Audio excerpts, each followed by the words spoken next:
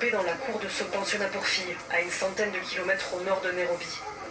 Les voisins, alertés par des cris, se sont précipités pour venir en aide avant l'arrivée des secours. J'ai entendu des enfants crier vers 23 heures, peu avant minuit. Alors je suis sortie pour voir ce qu'il se passait, et j'ai vu que l'école était en feu. Je me suis précipitée chez un voisin pour l'appeler, et il avait lui aussi entendu des cris. Nous avons commencé à aller chercher de l'eau, en essayant d'aider à éteindre le feu et à secourir les gens. Après cela, un camion de pompiers est arrivé et nous a aidés jusqu'à ce que le feu soit enfin éteint. Le bilan est lourd. 16 élèves sont mortes et 69 ont été blessés.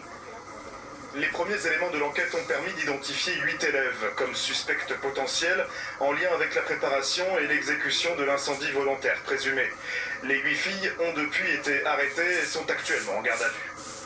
Parmi les blessés, 61 étudiantes sur 69 ont été prises en charge en ambulatoire, tandis que 7 autres ont été transférées à Nairobi pour des soins spécialisés.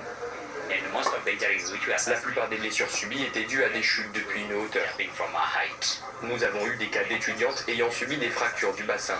Nous avons également eu des étudiantes avec suspicion de blessures à la colonne vertébrale. Le Kenya a déjà connu de très nombreux incendies meurtriers dans les dortoirs de ses établissements scolaires. Plus d'une douzaine recensés depuis 2024.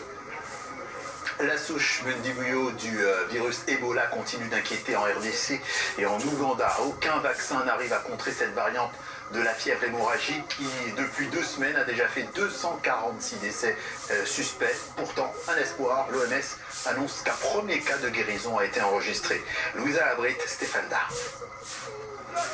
Les dépouilles s'amoncellent, mais tout de même, une bonne nouvelle. Un premier patient a guéri du virus Ebola. Il a pu quitter l'hôpital et regagner sa communauté.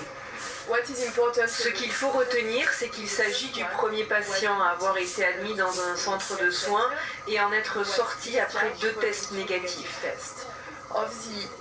Je dirais qu'il y a probablement d'autres personnes rétablies, mais leurs résultats de laboratoire n'ont pas encore été reçus. Nous avons besoin de ces résultats pour que la classification des cas soit finalisée et pour pouvoir confirmer cet établissement. Le chef de l'Organisation mondiale de la santé est arrivé jeudi soir à Kinshasa. Selon lui, le soutien demandé n'est toujours pas fourni. Je profite donc de cette occasion pour appeler la communauté internationale à accroître son soutien, afin que les personnels de santé disposent des fournitures et des mesures de